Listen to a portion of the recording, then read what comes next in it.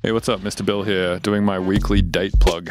December 18th, I'm playing Denver, 19th Santa Fe, 20th San Francisco again, 21st in Columbus, and then January 11th Philly, 17th Montreal, 18th Providence, and 24th Detroit. Go to MrBillsTunes.com/tour or pretty much any of my social media, and you can find information for any of those. Go to BelegalBeats.com. I had just released a new EP on there. Belegal Sounds is a new sample pack company that I just launched. You can go to my any of my social media and find information for that stuff there. If you want me to ask guests questions in the podcast, go to the Discord community. You can find the link to that in the show notes, and then I can sort of take your questions from Discord and ask them to the guests when they're here. And also remember to rate, comment, and subscribe on the Apple Podcast app because it really helps us out. Thanks. Enjoy the podcast. Hey, you're listening to the Mr. Bill Podcast. Hey, you're listening to the Mr. Bill Podcast. Hey, you are listening to the Mr. Bill Podcast. Hey, you're listening to the Mr. Bill Podcast. Hey, you're listening to the Mr. Bill Podcast. Hey, you're listening to the Mr. Bill Podcast. Hey, you're listening to the Mr. Bill Podcast. Hey, you're listening to the Mr. Bill Podcast. Hey, you're listening to the Mr. Bill Podcast. Hey, you're listening to the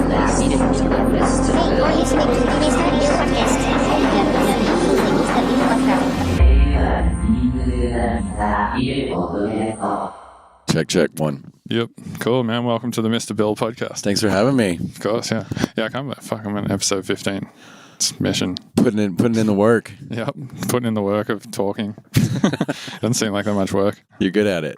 Thanks. Yeah, I listened to a few of them. I think I'm really glad you're doing this. Like, you're giving people a chance to really kind of sit down and talk. And yeah, there's no real like long format interview thing for electronic artists. I feel like there's a lot of that shit like in the comedy world with like, you know, obviously Joe Rogan, but then also like, well, there's like Duncan Trussell and then Bert Kreischer and Tom Segura and like all of those guys.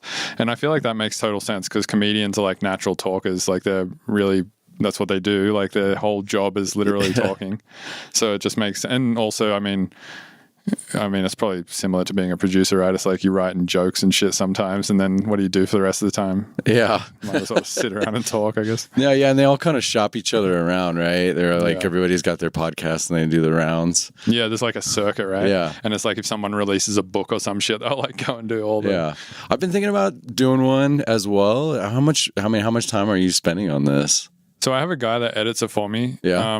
So not that much. Like, I mean, that was kind of my hesitation to always doing a podcast is that it could easily become just like so much of my time just doing shitloads of editing and just a ton of shit. Like, especially on even just the distribution side, like, you know, I mean, you know how it is. You ran a label for a long. I guess we should probably like introduce you, right? I'm so fucking bad at that. It's good. It's cool.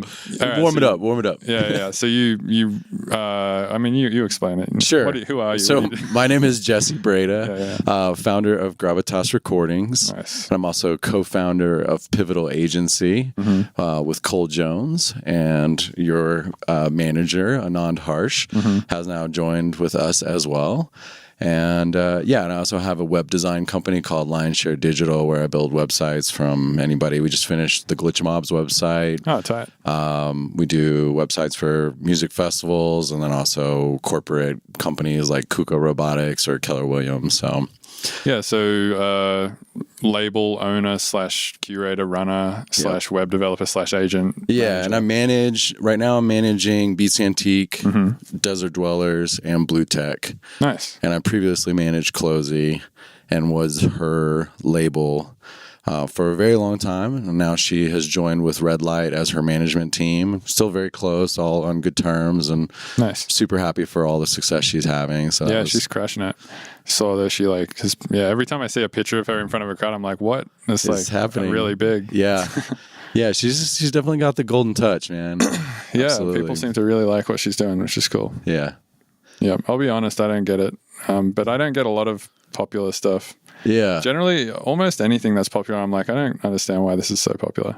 Yeah, I mean, you're pretty esoteric. I think, I mean, when I listen to your music, I hear a lot of roots in like jazz and, you know, you have your time signatures and your beat structures and stuff. I mean, you're a very intelligent human being. I think we all know that, and we can all see that. I don't feel like I'm very intelligent. I mean, we all have different types of intelligence. I think when I watch, especially when I watch you make music, I'm just like, whoa, what's happening inside of your brain? It goes so fast, and it doesn't feel like a lot is happening when I'm making music. Well, that's good. That's great, and I think that's what people are trying to learn from you and your tutorials, how unfettered and unblocked you are by the decision-making process. That's always been something that I think has been inspiring about you. Right. So circling back to before we went to the Who Are You thing. Yeah. With the podcast, I mean, obviously what is involved with distributing anything. Like, so with the podcast, I mean, it's no different really. It's like you've got to go to the back end of a thing and like upload it and then like put all the tags in and shit. Yep. And I mean, that stuff takes a long time too. I mean, to distribute a podcast, I don't know, it's probably like 30 minutes of work or something like that, plus all the editing, which is probably a few more hours of work, and then the recording of the thing, which is a few hours of work. So I was like, if I do one of these a week, that's like 1 day a week gone. Yeah. Basically. So I got a guy, luckily, so this guy, Robert Fumo, I think he originally was working with Bass Gorilla. Yep. And he was like, man, you got to do a podcast. And he was like, I'll edit it and I'll distribute it for you and all that stuff. So I was like, cool, yeah, if you're willing to do that. Is he in Australia? No, he lives in Amsterdam, but he's actually originally a Colorado native. Okay, which is kind of cool. Very cool. So you've got a team. I mean, that's the key, is having somebody to do some of the I won't call it grunt work, but your time is better spent making music and and stuff like that. So. Right, exactly, yeah. Yeah, so I guess I left one thing out. I also created Gravitas Create, definitely inspired by you, Ill Gates, and that whole music education. So we started Gravitas Recordings. We had some success with that as a label. And then we wanted to start Gravitas Create for a couple different reasons. We wanted, obviously, to do things like sample packs, tutorials, but quite honestly, there's a ton of people doing that, and we're not really the top of that game. What I did learn is that so many of the fans of Gravitas and Gravitas artists also make music themselves. So we really wanted to provide a platform for the music production community to, let's say we release an EP with someone like Megan Hamilton. Well, then we'll maybe pick the standout song from that EP and offer up some stems or offer up some samples. And so we can engage the music production community on that level and offer them something for that. And, you did a remix contest with us. That's actually a really cool story. So, what was it, 2012? Was this Clozee's first thing on Gravitas too? Oh, this is fucking crazy. It's a crazy story. So we did one of the ways that we got started, John Burcham was the label manager for Gravitas for a really long time. And we came up with this idea. We want to do a music compilation for charity water. And that was inspired by Justin Brede from the Glitch Mob. And so we put this. And the idea was like, people give you a bunch of tracks and then all the money you would give to like countries that don't have like potable water. Yeah. So charity water is a very well run, established charity. They are absolutely transparent. One of the things that I love about them is as you donate the money, you start to get feedback and like real world pictures of what they're actually doing with your money. So once you hit $5,000 of donations, they'll send you an image, a picture from the field where they say, we built this clean water well in this city. And that has a real world impact of saying now these women and children in this city, now they don't have to travel 2 hours every single day to fetch clean water. They can actually go to school or they can work, and that has a really dramatic effect. So that was a really cool thing. We decided, hey, I want to get behind this. I want to push this. So we reached out to people like you, Edit from the Glitch Mob, Grammatic, Cratty. This is 2012. It was kind of like the glitch hop scene was popping off. And your song, Chia, was absolutely like a standout from that compilation. And so we said, hey, why don't we do a remix compilation of that? A remix contest. And the first prize winner of that was Haywire. Right. And the second prize winner of that was Clozee. Right. They were both pretty unknown at that time too, right? Those were people's like absolute, come ups. Yeah, those guys were, both Clozee and Haywire are nuts. Like they're such good producers. Yeah. So that was a lot of fun. I actually, when we did Clozee's Evasion tour in 2018, I was testing some Facebook messaging marketing where you could sign up to be like on her Facebook Messenger distribution list. So, and this is through a software called ToneDen. And I was testing that, and I went to Facebook and I saw it message me from her page. And then I saw the very first message that I ever sent to her, which of course I assumed she was a guy. And I said, "Hey dude, you won the second place prize on the Mr. Bill contest." Nice. And that was the only time I'd ever messaged her page. And that was a really kind of funny thing to see after many, many years of working with her. Right. Yeah. Oh yeah, that's cool. Yeah, that was a fun one. I still get asked about that track sometimes too. People are like, "Man, why didn't you play that track?" I'm like, "Cause it's fucking 10 years old and it sounds like shit." Yeah. I like it. It's got a great melody. So to kind of complete the thought is we learned from those remix contests that people really love that, getting their hands dirty. And we saw, like, from a marketing point of view, we saw that, like, or social media engagement idea, like, what's better than having a producer spend 3 or 4 days in the studio remixing your track? Like, they're never going to forget that song. And a lot of those people are sort of the figureheads or the up and coming producers or DJs in their local scenes. And so that really helps you as a producer get sort of a foothold in some of those places. Those are the people that are telling the promoters, "Hey, these are the people we should book. These are so that's kind of where we came with Gravitas Create." So my thought with the podcast would be potentially sort of the bridge between Gravitas, which is more of the record label, and then Gravitas Create. So yeah, that makes sense. So would you be the host of that podcast? Yeah, I think so. Asking questions, talking about people's process and how they have gone through getting started, and those first few years of trying to be a professional musician are really tough. There's hardly any money, and you're just like, you got to figure out how to make it work. And there's lots of different ways to do that. Yeah, I think that would be an interesting podcast, especially if you're hosting it, because you have such like a deep understanding, I think, of the industry side of things versus, say, somebody like me who has like maybe a super basic understanding of the industry, but like more of an understanding of like what it's like to be an artist in the industry working. And I would also want to talk about things like publishing and licensing, which a lot of times... Dude, we should talk about that. Absolutely. Actually. Yeah. I would love to. So one thing that a lot of people, I guess, don't understand is like the difference between like the different types of copyright. Sure. Should we talk about that first and then get into publishing and licensing? I would say the number one tip I would say is Google Song Trust PDF. Okay. Song Trust is a publishing company. They'll do a publishing admin deal for you. This document is probably 20 pages long.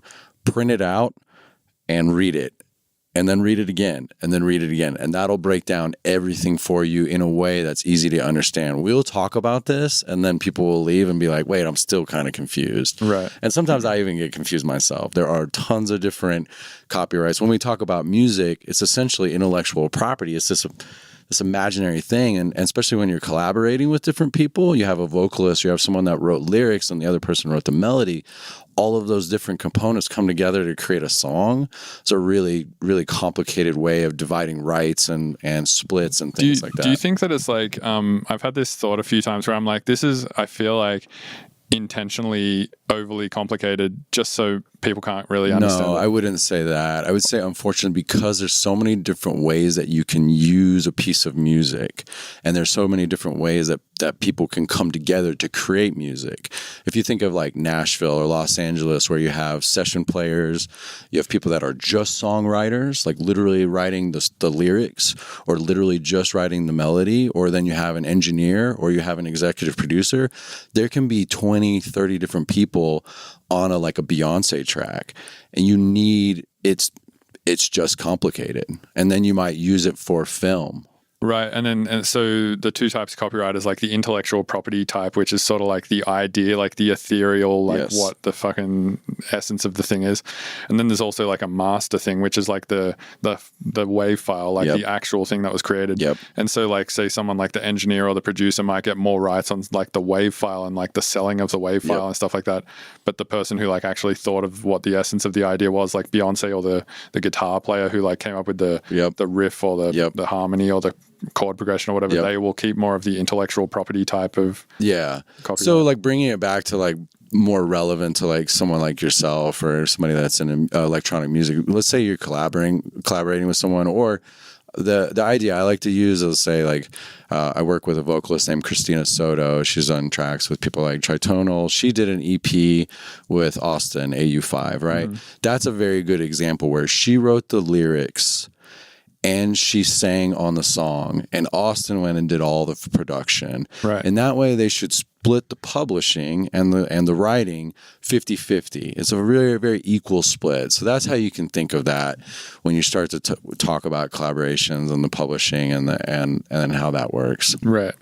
Okay. And then so to move on from like the different types of copyright to publishing and licensing, that's essentially like the way, how would you explain that? Basically, you take a song, you put it in a library, and then sort of like film companies, game companies, advertising companies sort of access you, and they go like, all right, and you say, here's a library worth of shit. Just feel free to pick any of it to use in your stuff, but just give us money when you do or something. Yeah, I mean, there is library music, but I wouldn't encourage anybody to get in that game because it's a really... that's the low end of the spectrum, and the less interesting things are happening there. There are people that I know that have released on Gravitas that have made library music, and they would tell me that's a pretty soul-crushing job. So someone like yourself who released on Mousetrap, you have a name, there are people that respect your musical productions, you would be more fitted for something like a music agency.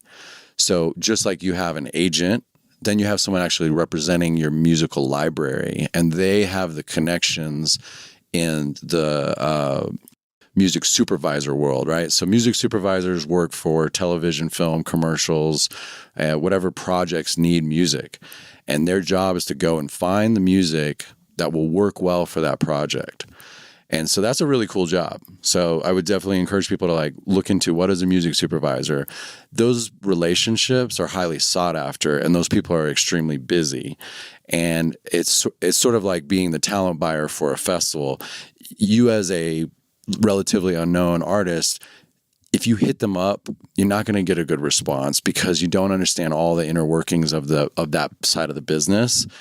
And they're going to want to work with a professional agent that understands what an offer looks like, how to get it done, sign a contract, what does the deposit look like. So music supervisors prefer to work with music licensing agencies because those people have accumulated a library of music that they are able to represent, right?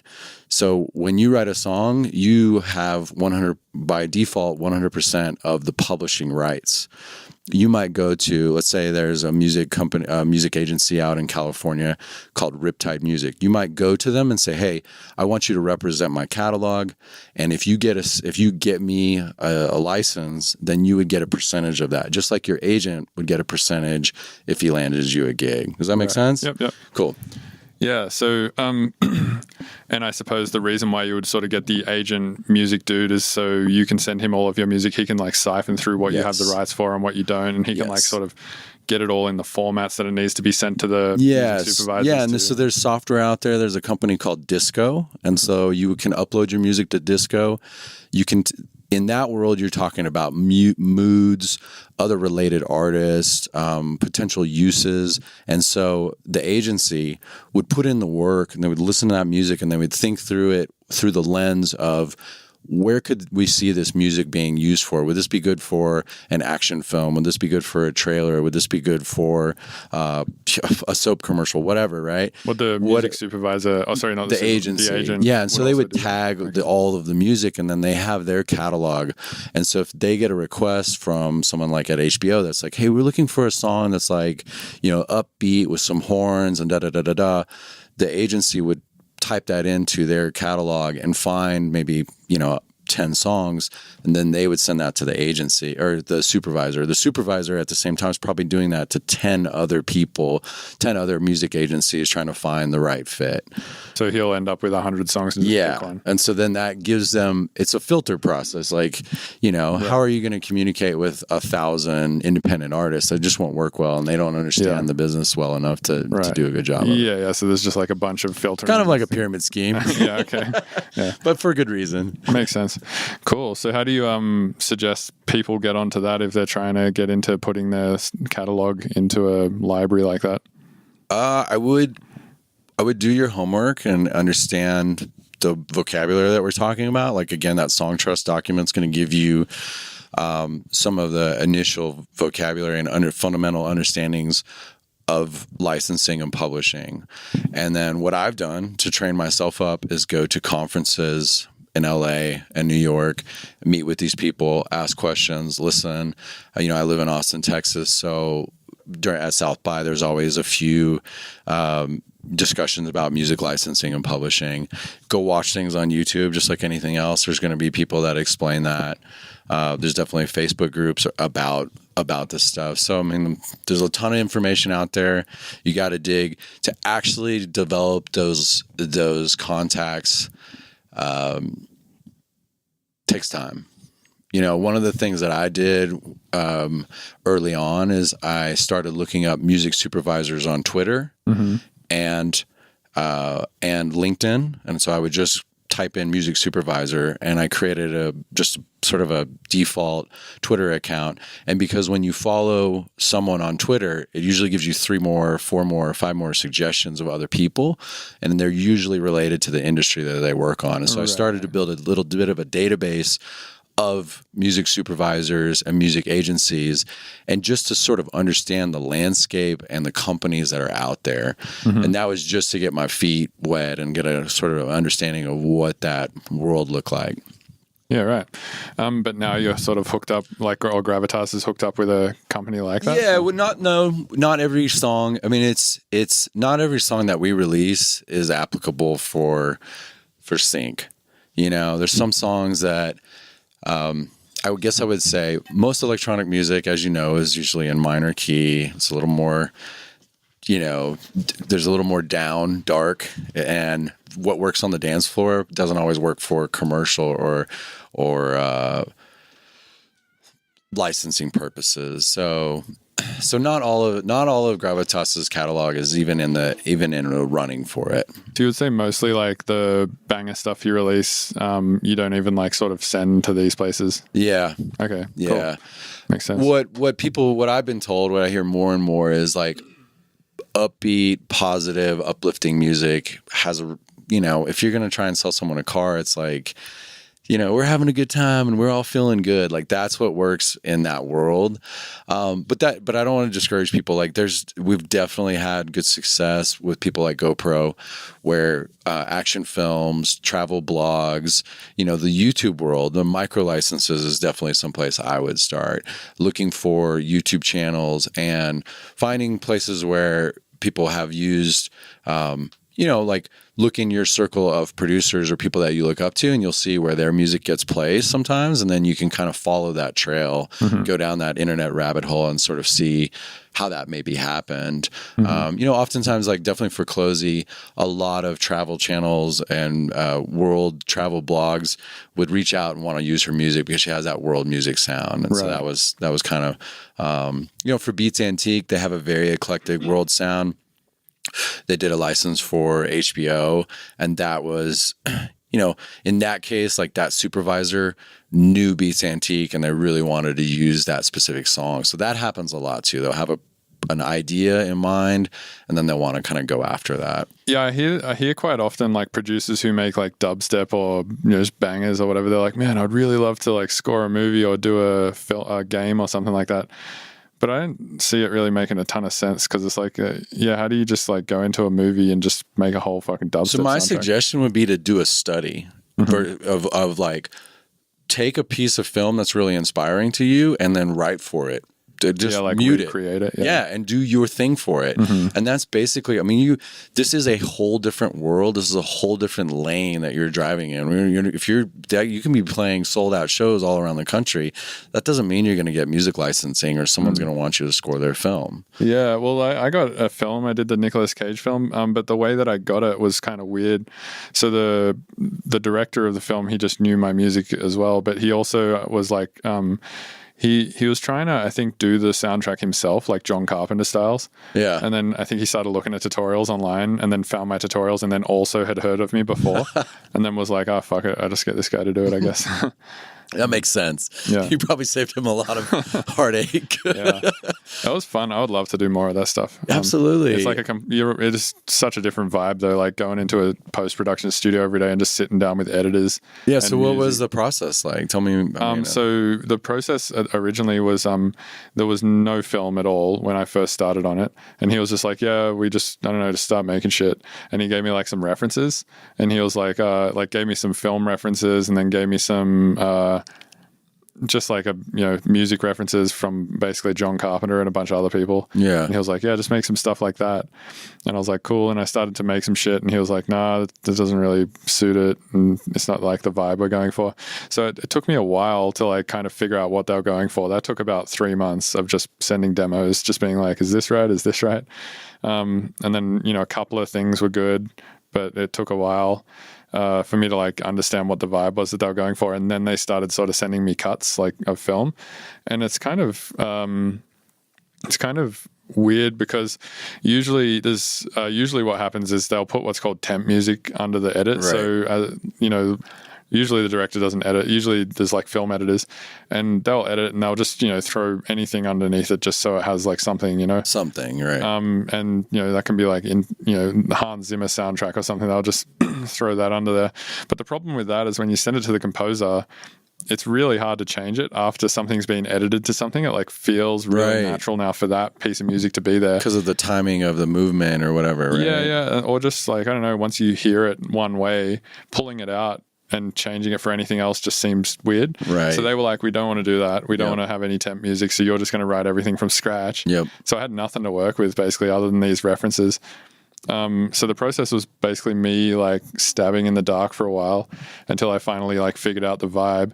And then I was like, oh cool, he just likes plucky synth shit and granular noise. So I just like did a ton of that, and then it was fine. So part of it was satisfying the director, but 100%, yeah. And like, then it's all about the director's calls. Oh, got it. But did you feel like you, aside from his opinion, do you feel like you satisfied your own self for the film and the creative work? I think so, yeah. Cool. I was pretty happy with the way it turned out in the end. Nice. Yeah. Yeah, that's definitely a big thing. I want to go back just real quick for people listening.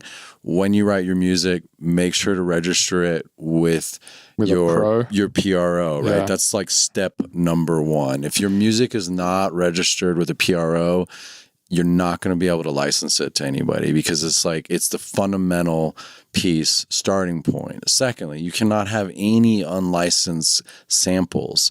Anything that someone could come back on and say, hey, that was my voice or that was my guitar line. And so what they call that is it's cleared. It's ready to go. It's one stop, meaning there's nothing holding it back from being licensed. It's not like, oh, well, we've got this guitarist on this song and we're going to have to ask him if it's okay if we license this. It means like everybody is in agreement. This can be licensed very easily. So that's a big deal. So yeah, no one wants like any roadblocks in that industry. Definitely like what I learned from being in just that film industry for like 6 months was you definitely don't want to hit a roadblock at any point because everything is so hectic anyway. It's like, fuck, we got to get this whole film done. Yep. It's like you don't want anything stopping you from. Yeah, I'll get requests where people say, here, it's called a brief, and they'll say, we're looking for a song that is like this, and they'll usually have a couple example songs, and there's a little bit of a description of what they're looking for, and then I'll go into the catalog and I'll find maybe, or sometimes other people that work for me will find 5 or 10 songs that make some sense for that, and then we send it up. And the turnaround times on that is like, I need this by the end of the day. Yeah. And it's like, what? Like, really? Yeah.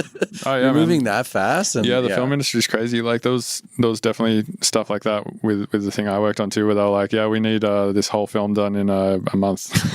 And I was like, oh, okay. Okay, I got it. Yeah, because I didn't really figure out like what they wanted until pretty much like 2 months before it needed to be finished. Wow. And then I was like, oh shit, I got to score a whole film in like 2 months now. Dang. Right on. What else? Management. We could talk about management. Love to. So one thing I get asked about a lot, like I get hit up by a lot of artists being like, when did you go to find a manager? When do you think you need one? Why do you need one? Like a lot of people don't understand the point. Sure. And I guess like agents as well, we could kind of put these two things in. Yeah, I love that. That's a great question. I get that question a lot too.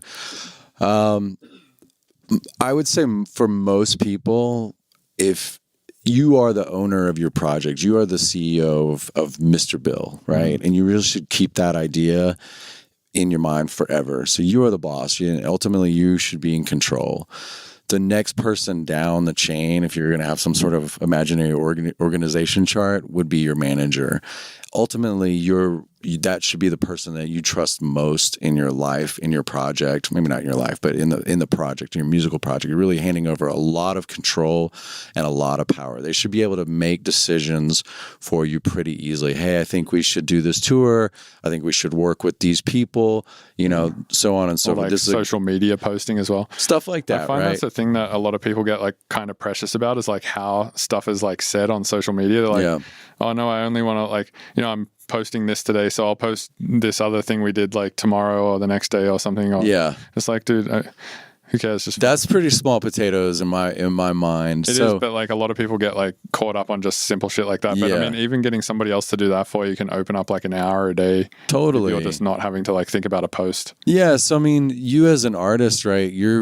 What you're bringing to the world and what you can do that nobody else can do is really the music and the creative work that you're doing. Right. The promotion of the project should often, once you get to a certain point, should be handed off to your management team. And if your management team is at a certain point, they likely have people that are working on the marketing and those pieces. And it's important to have a voice and not come off like a robot, but that social media person or your manager should be able to know you well enough to be able to work with you on that. And sometimes when we're doing stuff for people, we ask them, what do you want to say for this? If this is a monumental moment, a big thing, we'll talk about it. But if it's just like posting about, hey, I'm going to have this show here, like, there's only so many different ways you can say that. Yeah, you're like, hey, Rockville, I'm playing a show on this date. Right. and so poster. Next in line would be your agent. So what I would say, if you're just getting going in the industry, you've got some momentum, people are starting to want to book you in different cities, not your local scene. So you think you should get a manager before an agent? No, I think you should get an agent before a manager. That's what I think too, yeah. You should be your own manager. Yeah. You should learn all of those things and understand how to do that stuff. You may hate it. You may not be very good at it, but it's really critical at this day and age that you know how to do your social media. You know how to release some music. You know how to work with some labels. You understand the fundamentals of working in the music industry to some point. Then when you start to have a manager, when that happens, you're their boss. They work for you, not the other way around. Yeah, I think that's another thing is like a lot of people who are hitting me up being like, oh, hey, like, when do I need a manager or like, how can I do this and that? It's like, you probably have to like put in a bit of work first because it's like nobody wants to take on a project that they're going to be like, fuck, this is going to be a headache. Right. They want to take on something that they're like, I see potential in this already and it's already working and I could just like put it on steroids basically. Totally. Yeah. It's well said. So, and the other part of it is the financial side, right? And that'll answer sort of when to get one. Most agents, a standard deal is a 10% commission. So say you get paid $1,000 to play a show, the agent's going to take $100. Most management deals can range from 10 to 20%. That's sort of the industry standard. There's other ways of doing it. There's other things, but that's sort of the industry standard of where that lands. And that really determines like how much is that person really doing for you. Right. In the early days of your project, maybe they're not dealing with licensing. Maybe they're not dealing with publishing. Maybe they're not, doing merchandising or all like managing every facet of your career. So it makes sense to maybe be at a lower percentage. So that's why I was saying if you have a manager and an agent, you're maybe at 25% of your gross income is already leaving. So if you're trying to make a living as a professional musician, that's really tough to do that. So you want to be so busy that you can't do those things. And that if you, like you said, I could really use that extra hour or 2 or 5 in the studio, or I am touring so much that I've got, Thursday, Friday, Saturday, I really need to rest Sunday, Monday, Tuesday, so I can be back on the road. There's no time to do all that business. And there's enough stuff happening where your manager is really needing to take that on. So there's another model where that person is And I think this is kind of where, for example, like Clozee and I did this. Like she was on the come up, Gravitas was on the come up, and I think in my career I was also on the come up, and Cole as well. And we all kind of learned together. That's a more common way that happens, and sort of the very organic team starts to grow. And so I've seen a lot of people in our scene have that model, and it works well. So yeah, I think that's kind of what's happened with me and Anand a little bit over the last few years. Is like he was already doing well. Like, I mean, he was an agent already for a bunch of people, and he was already managing a bunch of people. But I think like since we've started to work together, like stuff has tightened up a lot. Yeah. Definitely when we first started working together, it was like shows weren't getting announced at all sometimes, and like, you know, I was just rocking up to venues and like none of my fans knew about it and shit. Dang. Yeah. Well, I mean, there's a learning curve for everybody, you know, and it's a lot. There's a lot. And I mean, to really be a good manager is as much work and as much dedication as it is to be a really good artist. I mean, I would agree. Yeah. There's a lot of shit that you need to know to be a manager. Like you have to have a lot of information in your head specifically about like, yeah, obviously releasing music and like, you know, marketing for sure. Yep. Marketing is a big one. That's something that I fuck up on a lot, I think. It's like I still don't know how to do a paid Facebook post myself. Oh, wow. Like I get Anand to do all of those. Got it. Yeah. Yeah. Well, there you go. I mean, and that's you know, any good partnership, you want someone that kind of counterpoints you. That's like, you know, I'm maybe not always the most detail oriented, and John, you know, when we worked with Gravitas, he was very detail oriented, and that was a good partnership. You know, with Pivotal, Cole Jones, he's very process oriented. He's like, I want things to be like A, B, C, D, E, F, and when that happens, like I'm able to sort of be a more big picture and strategy for the business, and he kind of makes the way it's actually going to work so he can do a good job doing those things. So is Cole more of a manager or an agent? I think he's an agent. He was Clozee's agent for a really long time, okay. And he sort of cut his teeth in that world. We're moving more to wanting to be mostly a management company. We enjoy that more. Okay. I really enjoy being a manager. I do not like the agent side of the world. Have you been an agent before? I have. I've done that, but I did not like it. It was a lot of people don't. So like my first agent in America, Alex Hutchinson. Yes. He quit being an agent because he was like, he was just like, I fucking hate it. It's like the whole industry was just making him mad because, I mean, it seems like a tough and stressful job, man. Like most agents I meet, I don't want to say they don't seem happy, but they always seem stressed. Yeah. It's like they're always on their phone emailing or on a phone call or whatever. And then like every time you talk to them, they're always just talking about offers and shit. Yeah. And like, I don't know. I feel it's a volume. That's where we go back to it's a commission-based job. Mm-hmm. So you need to be doing a certain amount of bookings, gross bookings, in order to pay your rent. Exactly, that's the thing. It's I was going to mention that before when you mentioned like the standard rates for commission. Seems like the entire music industry on the back end, like on the admin end, works on commission basis. Yeah. So yeah, it's kind of like as a manager or an agent, if you're getting 10% of an artist fee, you would need like 20, 30 artists, and they'd all need to be fairly busy for you to be making like a pretty good wage. Yeah, it's tough. That's why, I mean, there's a lot of consolidation in the industry right now with you know, Rogue Agency was a really, you know, a very well-regarded agency. They had grown their roster a lot, and that they've just essentially closed their doors. A lot of the agents from Rogue have moved over to Madison House. So you need it's tough. It's tough to be an artist. It's tough to be an agent. It's tough to be a manager. It's tough to run an agency. Like it's tough to run a club, and it's tough to be a promoter. Like the margins and the business is tough, you know? So yeah, you do, as an agent or a manager, you need a certain amount of gross, you know, earnings in order to pay yourself enough to live. And so that can be very, you know, I can see agents pushing like, let's take this offer, and that may not actually be in the best interest of the artist. Right, which is kind of where like a manager could step in and be like, hey, no, that's like about like. So technically the manager should be managing the relationship of the agent and saying, no, we're going to pass on this offer, even though it's decent money. This is not a good look, or we don't think this festival is going to be, you know, X, Y, and Z. We have a history of not paying and things like that. So yeah, usually with me and Anand, we just have a conversation about most offers, unless something comes in that's like a clear yes. Yeah. Like if it's just an inordinately large amount of money and it's like, I haven't played there in a while and it's going to be big and all that shit. And he'll just be like, yeah, well, let's do this.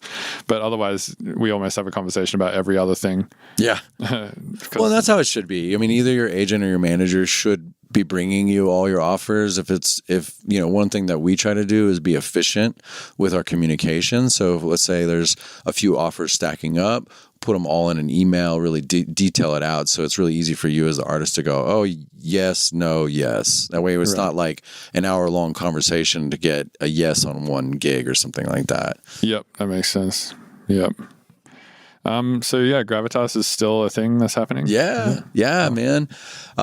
We've kind of readjusted some things. Alicia Horn is now the label manager, and she's done a great job. We have Holly, who's our social media and marketing person, and then we have Kaylin Gray, who's a relatively new hire.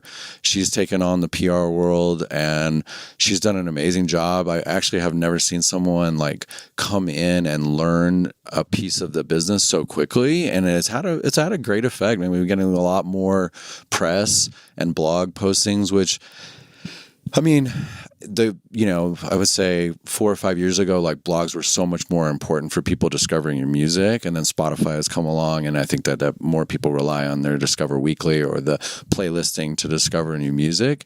That game has definitely changed, but I think press is still really important, and it validates to some extent a release and music, and it gives you something to talk about, and working with a blog or a YouTube channel or a playlist to premiere your music can be a really cool way to get additional eyeballs that maybe, or ears that you don't have in your fan base. So I mean, that's still a great release strategy. So yeah, Kaylin's done great. Have you guys ever, or you guys and women and just you people? Yeah.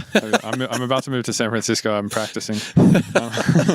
Have you people ever had like a track on the label that's just gotten like insanely big? I find like a lot. I was talking to Dov the other day. He runs Moody, and he was saying like he's had 2 tracks that just got like insanely big. I think one was an Antoine track, and the other one was maybe a Mimosa track. I mean, we have a few. I mean, Bass Nectar remixed John's song One Thing. Yeah. And did that come out on Gravitas? Yeah. The original came out on Gravitas. But the remix didn't, right? The remix did not. But did the original still get like a lot of sort of plays? Yeah. I mean, there's definitely several million. I mean, a couple songs from Clozee have, across the internet, definitely like tens of millions of plays. Trying to think. I mean, what's big? What's defined? I mean, I've never had a track crack 1 million. So. Oh, really? Yeah. So I think that's probably pretty big for me. Yeah. 1 million on Spotify is good. Now, that being said, we can talk about this. This is something everybody right now sharing their Spotify stats, and there's some pretty contentious. Oh my God. I've fucking Telephone Tel Aviv, like his Twitter posts went crazy. He made a Twitter post? Yeah. He's made a few questionable Twitter posts. He went after. What was the one he said today? Well, I mean, a couple ways of looking at it. One, and so, we work with Cloudchord, and he's done extremely well. He's in the chill hop sort of. He used to be a different artist, right? Yeah, he was DVS. Yeah. And so Gravitas has released a lot of his music, and he kind of changed his sound a little bit, and he's an extremely talented producer. And I think he saw an opportunity in the Spotify landscape where when people get home from their job and they want to cook dinner, they don't really want to put on dubstep. They don't want to put on heavy bass music. For the most part, people want to listen to sort of some calming, relaxing music. And I think that was always inside of Derek Cloudchord for a really long time. So he started writing this music, and he's done really well. And so his Spotify streams this year were something like, I think it was like 20-something million, right? Wow, that's really good. And so it's like, for Spotify, they're giving us these tools as artists or managers, whatever, to share this stats. Another way to look at it is they're paying out 0.004 cents, maybe. Some depends on the deal they have stream, whatever. Per stream. So here's actually, before you go on, this is something that Ben from Ganja White and I brought up to me. So I already have a theory on this. My theory is like Spotify has a certain type of listener to it, which I would call a hyper casual listener, which means like they will listen to it while they're making their dinner, but it will just be in the form of a playlist. So they'll fucking rip through a playlist, hear 10 tracks that they thought were pretty sick, but won't know who wrote any of them. So you don't really build fans off it. They but don't the thing translate is like, into fans, and they definitely don't translate into ticket sales. That's the thing. And you really want them to, because like what you make off a stream is, like you said, 0.004 cents, but what you make off a ticket sale can be like $20. Yeah. So or a merch or a piece of vinyl or a buying shirt. your album or something like that. Yeah. So anyway, go on. Yeah. Well, so I think, it's two things. It's like, in a way, Spotify has sort of hacked it where they're getting the artists to really promote the shit out of Spotify. Oh, totally. Because they're like putting these stats out and people want to fucking piss and shit. And like Apple's just like totally losing the game in terms of where people might stream music. I mean, that being said, YouTube is still it's the second largest search engine in the world. And there's more people streaming music there than anywhere else. On and YouTube? They pay way less than YouTube. Yeah, internationally, across the entire world. Oh, okay. That makes sense. Yeah, because Spotify is still not available in some countries, is it? No, they just struck a deal with India, and I think in India it's $1 a month to have a Spotify subscription. So how can this is still we're still in the wild, wild west of streaming. Things were shaking out. I mean, Spotify is in the lead. Could you use a VPN, pretend you lived in India, and get a cheap Spotify account? Maybe. you could try. Life hacks, bro.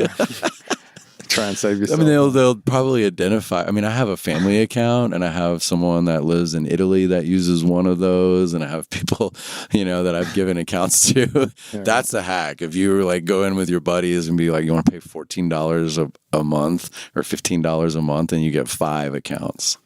True. I reckon the VPN, pretend you're in India, is the real shit there. Yeah. So I think that's what pretty interesting. What did Telefon He tell basically said, don't post your stupid stats. Don't. He was totally against it and saying it's just gross and sort of audacious and braggadocious, and I don't know that I necessarily agree. Cloudcore chimed in and said basically man, I'm really proud of this. This is great. And I think it's cool when you see okay, this person's music played in 72 different countries, which I think is all the countries. Pretty good stat. Yeah, it's very cool.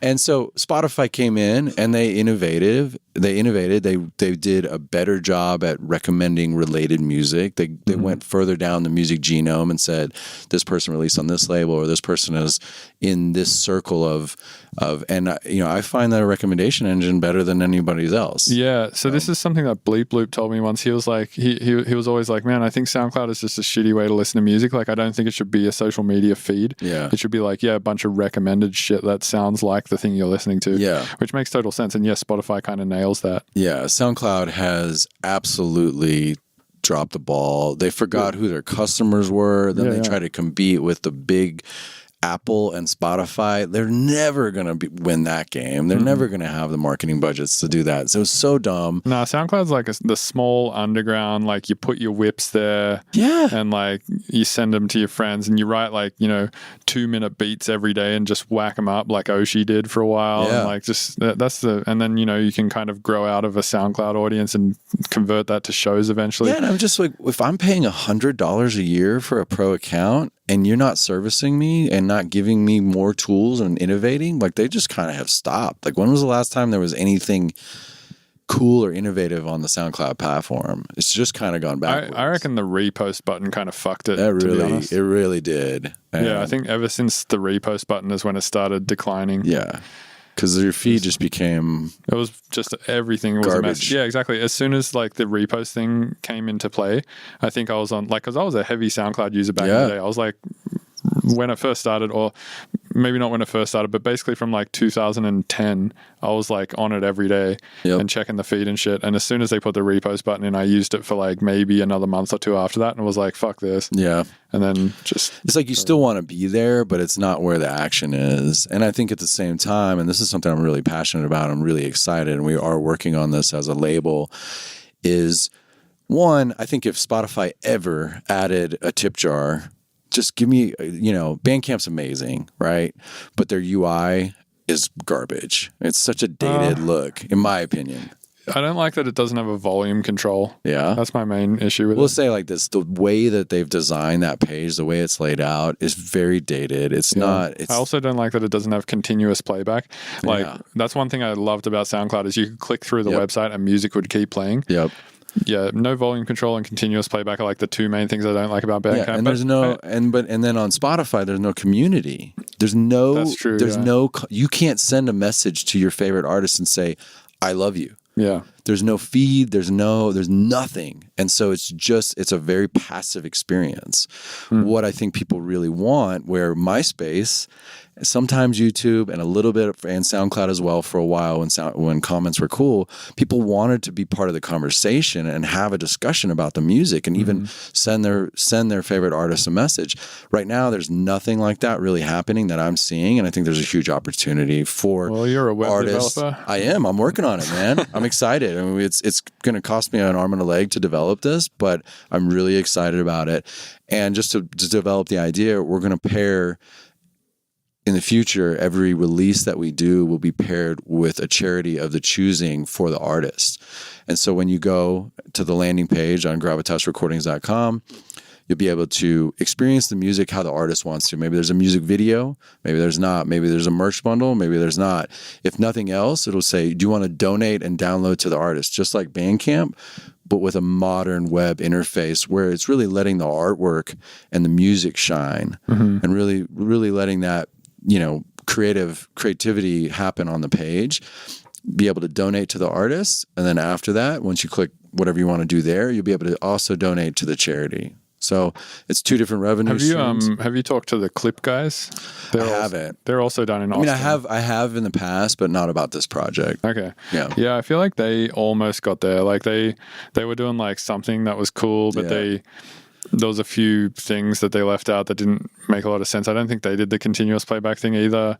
And there was like, I think no way to like playlist things and like, I don't know, there was some shit that they didn't do. Continuous playback on web is actually pretty hard because I've heard, you have to basically do everything through JavaScript. You have to go fetch that new page and load it into the HTML DOM. Speaking of JavaScript, Jan's boss invented JavaScript, and she said I might be able to get him on this podcast. Whoa. She actually said he'd probably be shout out to Jan and shout out to the Brave browser. And it's kind of a cool time right now for web and privacy and security. And I mean, again, I feel like that's kind of the wild, wild west. Like, I don't think we all realize how much information we're giving away. That's intense. I didn't really notice until like I saw Jan talk about it a ton. And also like I've just by proxy of hanging out with her a bunch, I've like seen her do a Brave talk a few times now, and just also hanging out with her a lot and hearing her talk. What is her job title again?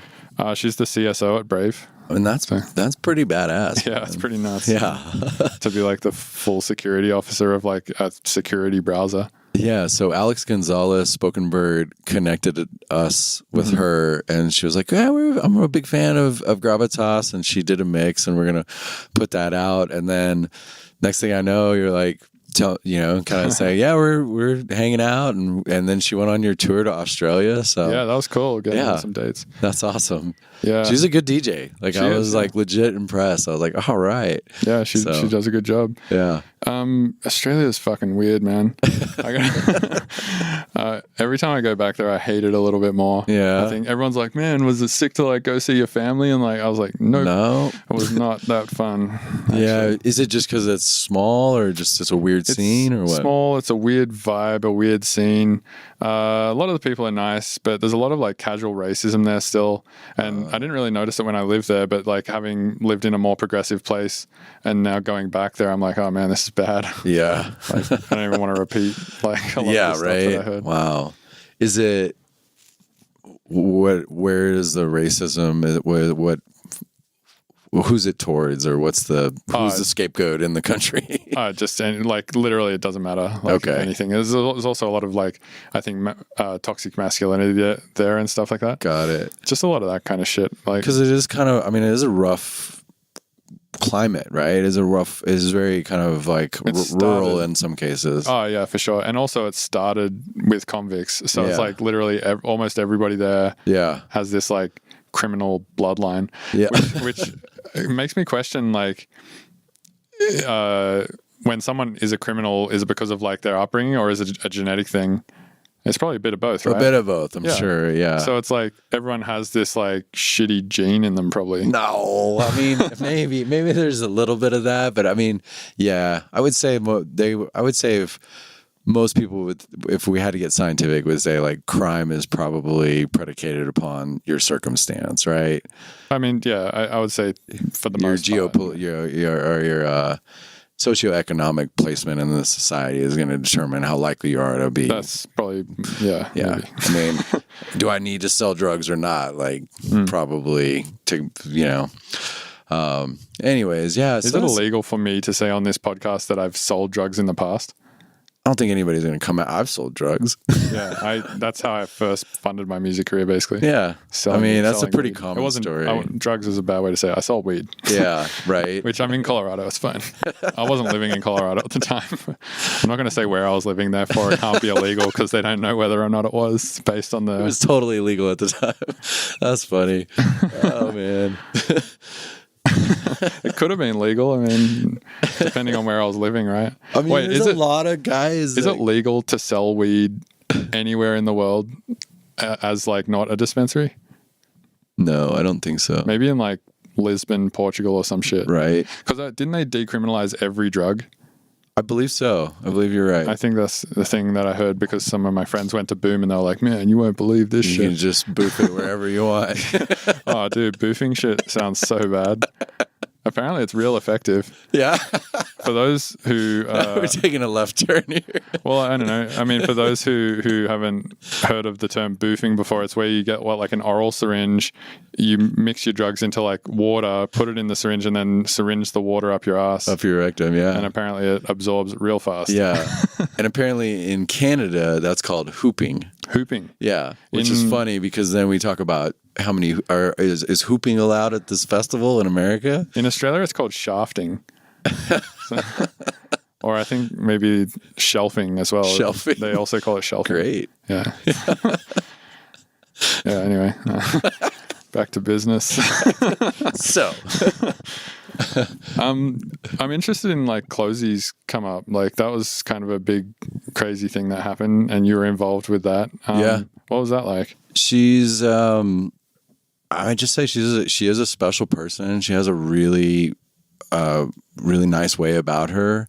I think that, she came in at a really cool time. And, when people have success in the music industry, it's really like all things working at once. Cole and I worked really hard for her. She had done some good songs with Gravitas, and she did a couple songs with Otadayo, the label in France, and those did really well. We landed some tracks with Mr. Suicide Sheep and Ex Quito YouTube label, and she did some really smart SoundCloud, some mixes, and I think she just worked really hard. She worked really hard, and she had, there was a lot of really good, timing and pacing. We, I think we worked really hard to kind of build the brand and make sure that we didn't try to grow too fast, and be patient and be disciplined. And even when there were potentially really exciting things, we were trying to be smart about when to do that and take things as they come. Do you think at a point, like when you get to say Clozee's level, if she just like stopped right now and didn't do shit for like 5 years, 6 years, and then just came back and like dropped another EP, do you think it would be as successful, or do you think people's attention spans would like drop off? No, I don't think it would be. I mean, I think she writes music that really, tickles people's brain, and they're songs that people can go back to. I think that's one thing that I'm more curious, like just from the perspective of like any artist, not necessarily her, right? But it's like, let's say once you reach that level, like any artist who reaches that level, like where you kind of hit the critical mass, like to where you're getting millions of plays on the time. No, I You're don't. playing I think you really have to work hard. I think it maybe. You think like you can't take a break at that point? I don't think so. That's I think fucked. yeah, That is is kind of fucked. I mean, it just depends on where your priorities are and your goals. Like if you're trying to get bigger and stay on the circuit, and you're. So you think like Flume, if he took like a 3-4 year break, He kind of did it. Took a little bit of a break, and he seems still huge, right? That's true. That's true. I mean, I don't know. See, like I'm, and not. I never want to get to like that level. I think where I have to work all the time, where I can't take breaks and shit. Also, I don't think I could get to that level anyway. But like, well, I just think with that, the question is, what is your definition of success? That's it, and what is your idea for what makes you happy? Yeah, totally. Yeah, I think that's like, I think about that all the time. I think like because I watch like a shitload of philosophy videos on YouTube. So I'm kind of somewhat a philosopher now. Just a YouTube philosopher. Say, to go back to Chloe is like. There was a time where it's like it was really hard for her to be on the road as much as she was, and she was coming back being burnt out and being really tired and struggling with the mental health aspect and also the physical health of like being on the road and touring and playing 3-4 shows in a row, or sometimes playing, a show and then an after party and then waking up in the morning, getting on a plane, going somewhere else, checking in your hotel, doing sound check. And it's like, it is exhausting. So there was a guy on one of the videos of the podcast. I was talking to Dirt Monkey about this. Yeah. And he like time stamped the bit where we were talking about how touring is hard. Yeah. And he was like, oh, this is like disgusting to listen to because like I go to a factory and work my factory job, and then when I get home I don't have the energy to write music, and you guys are complaining about flying somewhere to play music. It's like, dude, it's pretty fucking hard on your body. I just say do it if you can do it, man. I mean, it's not easy. It's not. No, it's certainly not. Fun. The being up on stage and playing is the reward. Right, but that's like 1% of your day. Yeah, everything, all the rest of the 23 hours involved. You're not at home. You don't have your bed. You don't get to be with your significant other. You're challenged by the access to good quality food. Your schedule's a wreck. Your sleep is a wreck. It adds up, and humans need, a certain amount of sleep, a certain amount of good quality food, or things start to go off the rails. So I don't think people. Boo. Yeah, I don't. Who think, on you, dude? Yeah, I don't think people who don't travel through time zones constantly and like have this experience really understand it. Or like really not even like sometimes you can be. I haven't done that much traveling, but I've been out on the road with Beats or Clozee in the past, and like. Not even for that long, and be like, wait, are we in San Francisco? Or, it's like you can lose track. Absolutely, especially when you're going through time zones like Australia to here to Taiwan to India crazy. To UK to Israel. Like, it's kind of insane because you start, your body eventually is just like, I don't know what fucking time it is, but the sun's up. And then you just constantly feel like mega out of it. Yeah. So I guess Clozee would be dealing with that too because she's flying. Yeah, there would be times where I'm surprised she hasn't moved here, to be honest. There would be times when she would fly from France and we would try to say like, look, you need a couple days in the States before you can really work because it just takes time. And that's not even that big of a time zone jump, It's like 8 hours or something. Yeah. If you're going to Asia or Australia, I mean, you're on the other side of the world. Yeah. Your brain is totally crazy. So yeah, it's a real thing. I mean, just to, you hit on a couple stuff. I think the world is moving faster than it ever has because we have so much access to so much information through our phones, and it goes really quick. And I think for any artist, just using her as an example, but you only kind of get one moment where you're on that first time, big rise. And I think you have to make the most of it and go for it as much as you can to try and gain as many fans as you can. And then I think if you're at a certain point, then you can back off. I mean, look at what just Tool did. Tool just took 13 years off and they've come back and just smashed it with, all sellout shows and the #1 albums and stuff I think they're like just so big and have such a cult following. Yeah. So I guess that could bring us to another point of rebranding as an artist. Like, so I've thought about this a ton. I've been like, I fucked my career because like, I don't think my career is bad. It's fine. But like, I'm like, I could never like hit that like point where like, you know, someone like G Jones or Clozee or somebody like that, and sometimes my mind tries to like blame it on the fact that I've like overshared, because I think music in some way is like a magic trick, and as soon as you show someone how the magic trick's done, it's no longer a magic trick, you know. It's just like, he was just in the fucking box the whole time. And I think like partially because I've done that a lot, initially I thought it would have the opposite effect, where like, and it does have the opposite effect for some people, where they watch like my tutorials and my streams and stuff, and then they listen to my music and then they appreciate it more because they know how much work goes into it and how it was done. They're like, oh wow, that's like even better now that I know that. But I think for a lot of people it like destroys the magic a little bit. And I also think it's like kind of challenging music. And I also think I put out like way too many different styles of music. So it's really hard for people to know what to expect when they come to a Mr. Bill show or want to go listen to a new Mr. Bill release. Yeah. You know, I'll do like I think it's all of that at the same time. I mean, you have carved out a place, at least to me, a place in our musical history. And this is a time that we're going to look back on, kind of like we look back on the 60s. Like in the 60s, there was, you know, civil rights, women's liberty, you know, the rock and roll generation. And now we're living through, or just got kind of coming out of, and Donald Trump is our fucking Richard Nixon. We had Obama, gay rights, and electronic music. And that was like what I would call a watershed moment, where there was this like huge cultural shift. And we're kind of seeing the pendulum swing back to this alt-right and people. But progress was made, and it's going to continue to, like, it won't ever slide back that far, in my opinion, right? So to answer your question, is like, you have carved out your a very, very, very cool, important moment for yourself. So will you ever be headlining Coachella?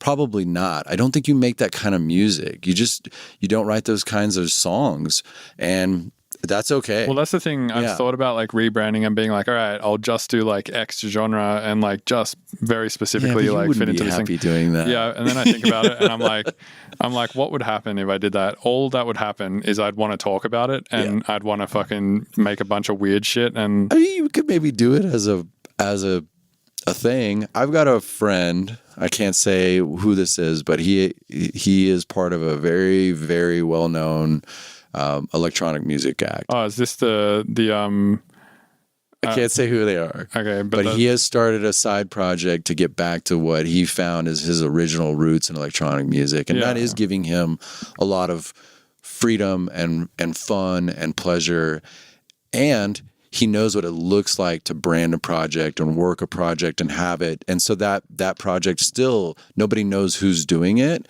and people are speculating. He is kind of using the shadow and the magic trick effect to his advantage in that regard. So I do agree with that. I do think that sometimes the social media of like, I got to share every day, I need an Instagram post a day, poop. Again, like, I don't want to work for Spotify. I don't want to work for iTunes. I want the artists to benefit. So that whole social media thing, it's almost like you're working for Instagram or you're working for Facebook. Fuck that. Because you're literally creating content for their platform. For them. Yeah. Yeah. It's crazy. So, you know, sometimes I do artist coaching, and somebody was asking me this question, like, I was like, man, you're in control of this. You don't have to worry about the numbers. Like, go and make really great music and scratch that itch and let that develop. And as you have a story to tell, then utilize social media to tell that story. And you can do live streaming, you can do YouTube tutorials or behind the scenes things, but use it to how you want it to present the story. And it doesn't have to be every day. And there are no rules to this shit. We have a whole new world available to us in that regard. Yeah, I think in some ways as well, like another anxiety a lot of artists have, including myself, is that shit is just so oversaturated at this point. It's like every combination of music at this point has almost been written, and like every sound has been combined with every other sound, and every melody. Like, I mean, we don't use many notes in the Western scale. Western music, we use 12. Yeah. And of those 12, we really only use 7 at a time. Yeah. And then of those 7, we probably don't use all 7 in a track anyway. It's true. So it's like almost every like melodic combination and harmonic combination have all been kind of put together. So at some points, like, I often look at this and I'm like, fucking, what's even the point? Like, everything's so oversaturated on social media. All the music's been made. Why do I even make music anymore? Huh. Well, that's sad. That makes me sad. Well, I mean, then I just start like making fucking serum sounds and shit. And I'm Yeah. just like, "Man, this is fine, I guess." Huh. So a lot of the time I don't actually like spend my time in here making music now. A lot of the time I'm just making sounds and shit. sound design work. Yeah, or just fucking around on the modular or something. Yeah. I mean, I'm excited to see the modulars have made such a comeback because I think that is the antithesis to spending all day in the DAW, and you're getting. There's just, obviously, you do it. And it's like, that's sort of like just getting real with your music, that whole process and getting physical and just exploring the sound design a whole nother way. That to me is brilliant. Yeah. And that's how it started. And it's funny how things like that come full circle. So yeah, I mean, when you say that, it is true, but at the same time, it's like, you are the expression of that. So it's your music is the expression of who you are. And so nobody could ever make your songs the way you do. And yeah, that's also true. And also that is true. I do have other days where I'm like, I specifically only want to listen to like Square Pusher or something like that. There's nothing else that will scratch that itch for me right now. Yeah. So in that sense, like, I guess there's certain like, and you are that artist for a lot of people, and I know that sometimes you don't think it, but I mean, you've had. I never think that actually. You've had a massive, for sure, man. I mean, you had a massive effect on people, and I think what you've been able to do for the community with your tutorials and with your education, and just being who you are fully with the music you release, I think that's such a great precedent because it allows other people to do that, and it's not about being the top or being at the thing like. I mean, really, it's just Ari Hurston has this book. It's called How to Make It in the New Music Industry. Highly recommend it. Great guy. He's a rock guy. But this book, if you're trying to figure out how to make it in the industry, I would highly recommend this book. He just released his second edition. And he really reframes the question about like, do you want to be a superstar? Like we see a lot of people that are superstars and they are not happy because of all the pressure that we just talked about. If you're able to work in the music industry and make a decent living and have some fun and collaborate with people and do cool projects, when you look back on your life, you won't be sad about that. Right. And that's kind of the end to me. Flipping back to like when I was talking about how I watch a bunch of philosophy shit on YouTube, that's one of the things that resonated with me a lot is a video that was just called, I think the video was just called What Constitutes a Good Life? Yeah. And they were talking about it and they were like, is it a good life if everyone around you thought it was a good life, or is it a good life if you thought you had a good life? Or like, I mean, there's so many like, there's no real answer to the question. I like Gary Vee. I mean, some of the stuff he says is it gets really repetitive and redundant, but he's like, quit worrying about what anybody else thinks and just worry about how you feel about you. Is that selfish and obnoxious to just think that way?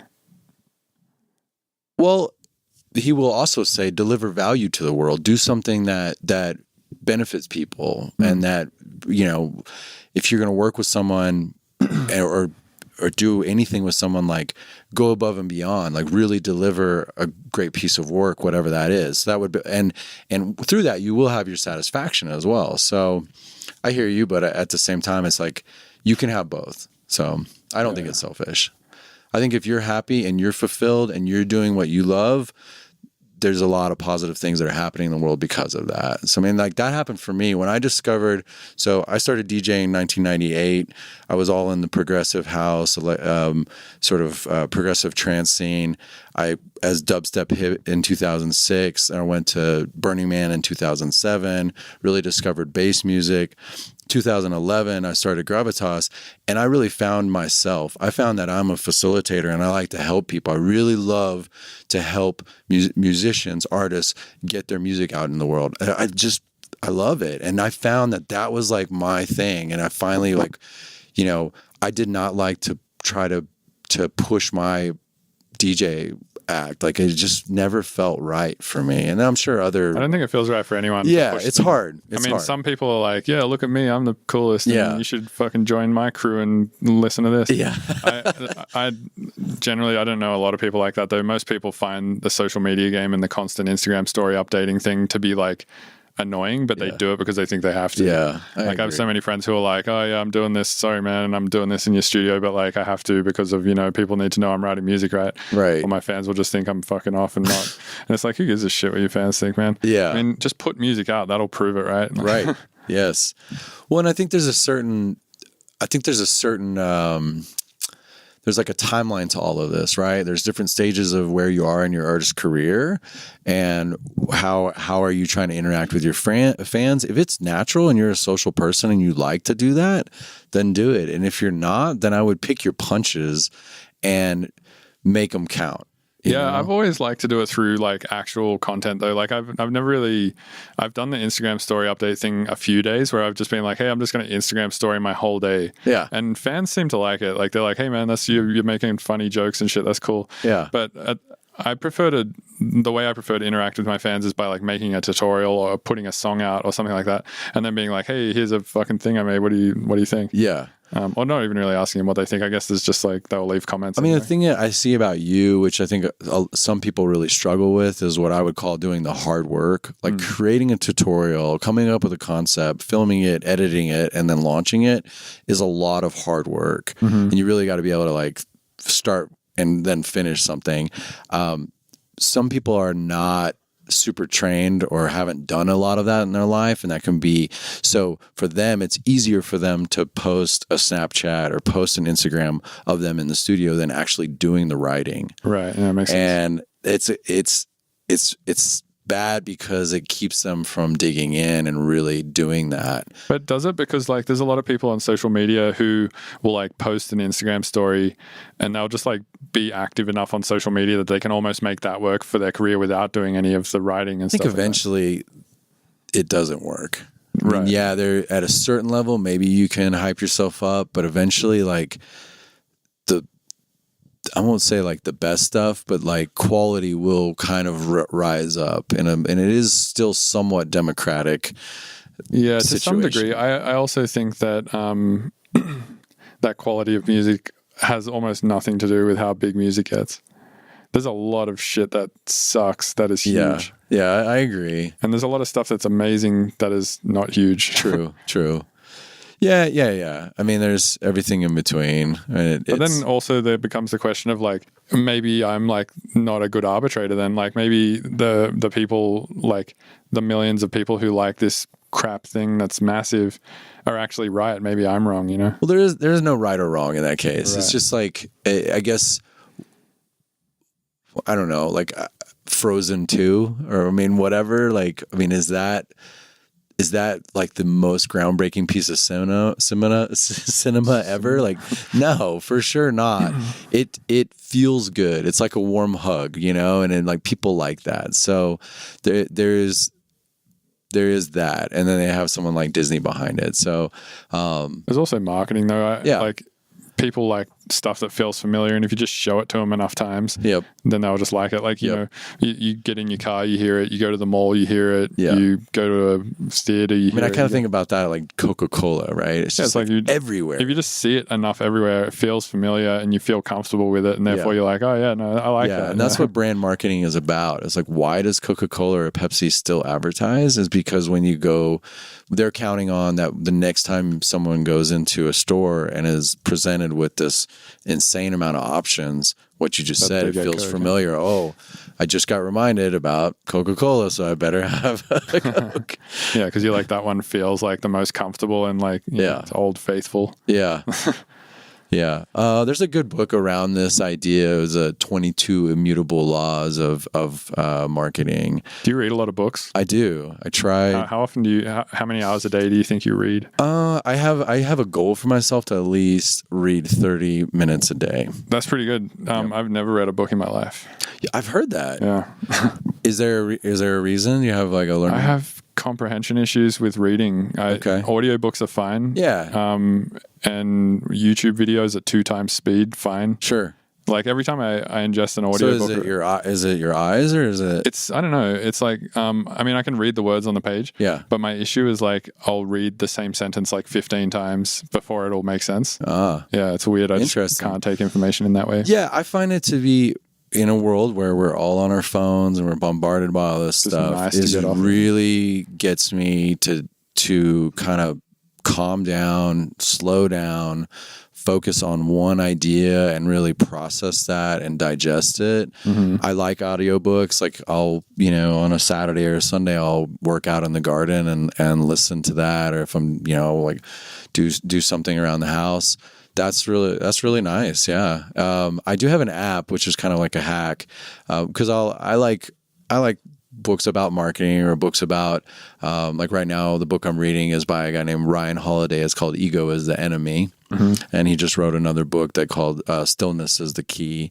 And he, he's on like Aubrey Marcus's podcast and Tim Ferriss's podcast. Oh, dude, I listened to an Aubrey Marcus podcast like 2 days ago. Yeah. Some guy about, what was his thing? He was basically talking about how he likes to embrace fear and put himself in uncomfortable situations because that trains him to I don't know, be more calm or something. Yeah. That's kind of the Stoic philosophy. If you will put yourself in a challenging position, then when shit really gets real, you're steeled. You've steeled yourself. Right. And I was saying some interesting shit too. He was like, you can put yourself in some uncomfortable situation, like doing some insane workout where you just like do 15 minutes of straight high intensity work or 8 minutes or however long it was, to the point where you're fucking dying. Yeah. Like it would kill most people to do. Right. But like, some people in the gym there will be like, fucking yeah, I'll do that shit. But then when you say like, all right, now challenge yourself in a different way, let's like freely dance around, they'll be like, fuck that, Yeah. No, I agree. It's kind of like interesting. So I mean, that some people like leaning into your getting outside your comfort zone is definitely something is like great way to grow. If you're afraid of something, go try it. I've been trying to do that a lot, actually. Yeah. Yeah. So going back to the books, I got this app. It's kind of expensive, but it's called Blinkist. BLINKST. And they basically synthesize the best parts. It's like, Cliff Notes for a book. And so within about 15 or 20 minutes, you can listen to or read the whole synopsis of the book. And what I'm using that for is like I can get that basically that download of that idea, and if I really want to dig into it more, I'll go read that book. Oh, that's awesome. What, Blinkist? And it's an app. Yep. And people just at the place, like people who work at Blinkist, read the book and then just go. Yeah, they basically do a book report. That's fucking sweet. And so they write it, and then somebody will also read it. So you can either listen to it or you can read it. And it'll give you the best parts. Because sometimes you read a book, or like I do, and I'll be like, dude, you could have said this in like 2 pages. Oh, totally. And do they give it to you in like an objective way, or do they give it to you in like some way where they're like, oh, this Tim Ferriss book is basically about reselling white goods on Amazon and like automating your day job so you can fucking take ice baths? It's pretty objective. It's pretty cut and dry. It's not like they're trying to sell it to you. They don't make any. They might have like an affiliate thing, but they're really just trying to allow people to digest more or kind of see what's out there, And because sometimes I'll read half a book and then I'm just like, this is crap. I don't actually want to read this. And I do that all the time. Put it away. I do that with audiobooks a lot. So it's hard though, because you feel like you've already invested this time, right? Or not you? No, I do. I'm pretty good at just being like, fuck it. Fuck that. But I mean, here's the thing is I think I'm practiced at doing that because I do that with tunes all the time. That's right. And there's a thing that happens with tunes a lot where you just sort of like grow apart from it, or you just like fucking whatever. It's not a good idea. So you don't struggle with attachment. I think a lot of producers struggle with attachment. I think you've made so many songs and you can work so quick that you can bang out another one. Yeah, I'm like, I'll make another one. So some people are like, oh, I spent this week on this one bit. It's really hard to move on to the next. But it's a double-edged sword because then I don't specifically appreciate anything I do that much either. So it's like everything to me is just whatever. Like it's whereas I think a lot of artists, they get that attachment, but then they also get this like confidence of like, man, this fucking tune is so sick, and then they shop it real hard. Right. I never do that because I'm just like, fuck it. It's another tune. Who cares? Yeah. So I think there's like a duality there of good and bad from having that mindset. Yeah. I mean, that is definitely an interesting point of like the being attached to something is that, because I think most attachment, you get attached to the outcome of something, and then you feel a lot of sadness or stress or frustration because things are not going the way you had envisioned in your mind. But if you can just sort of kind of realign and be present to the moment and see things for the way they are, or be more objective to the now, you can let go of that attachment and just kind of go with the flow and see where the opportunity is now for whatever it is. Yeah, well, I mean, the way I kind of look at it, and this is like kind of contentious, and EPROM thinks I'm an idiot for thinking this. At least so I mentioned to him on Twitter that I don't believe in free will. Yeah. And he was like, I can't believe you think that. Yeah. And, but yeah, so a lot of people say like, oh, I'm just like the vessel and the music just goes through me. I don't necessarily think about it that way, but I think that I don't really have much choice in it. So I'm just like, I'll sit here and it will just happen. But I mean, all the choices have already, I think, been made, or like at least if they haven't, we don't even know where like thoughts occur and all that shit. I don't think that I make them necessarily. So I just am not a believer in free will very much. Okay. So in that sense, I don't get attached that much anyway, because I'm like, whatever, it's going to be how it is. So fuck it. Very zen. I mean, I can see that. I don't know where I stand on free will. I feel like I have free will, but at the same time, I can definitely recognize where, if you're talking about the multiverse where there's infinite possibilities and it's already You don't happened. even have to go that ethereal to think about it. So where do you get stuck on? Why do you think you have free will? I guess in my mind, I experience the process of choice and the deliberation between I could take this path or I could take this other path. Yeah. I don't know. So there's been some like fMRI tests to where if you give somebody a choice with like two things, the one that they actually end up picking, they pick like 10 seconds in their mind earlier than they actually pick it objectively. So it's like any deliberation that's happening is like the choice gets made way before you're conscious of it. Okay. That doesn't necessarily mean we don't. So I guess we'd have to define free will would be the cerebral consciousness of the words in your head, almost languagely processing, I would like to have chocolate ice cream, versus the visual or more instinctual, I want a chocolate ice cream, like the lizard brain saying that, right? Yeah. Well, I mean, so for instance, this is an example that Sam Harris gives. Like, what's your favorite city? Right now, Denver. Denver. Okay, cool. So, like, what made you? Did you, when you were making that choice in your head, did the option Cairo, Egypt come into mind? No. So you were not free to pick that, right? I mean, no. I guess not. Have you been to like, I don't know, have you been to like Lyons, France? No. So you were not free to pick that either, really. So it's like... that doesn't disprove the free will. It just means that that's means based on my experience. I haven't been there. It just means that your ability to actually choose between things is like way more limited than you might feel like, I have a limited subset of choices based on my world experience. So. Yeah, and I think that subset is actually really small. And if you like really think about it, like all the choices that you have. I mean, you pointed that out that maybe we only use 5 notes out of the 12-note scale in a song, and so on. Yeah, exactly. And it's very limited, but that's still, you still are making a decision. Hey, I want to go in this direction. You can make a down tempo tune, or you can make a banger. Like you feel like you're not choosing that. You're just kind of letting it unfold, or. Well, I mean, I will make the decision, like I'll make a banger or I'll make a down tempo tune, but the choice to do that in the first place is like, I think already made based on just like the shit that's happened in the last few days, a lot of which I had no control over. Right.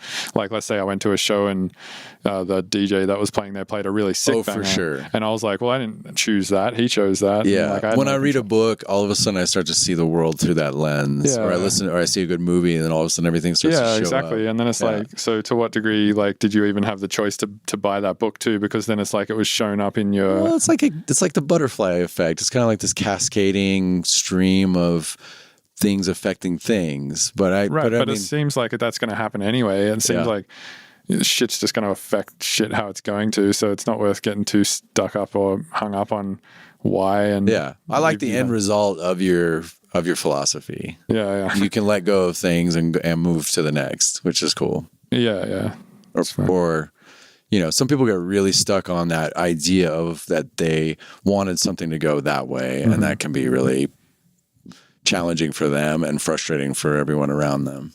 Yeah, totally. Yeah, makes sense.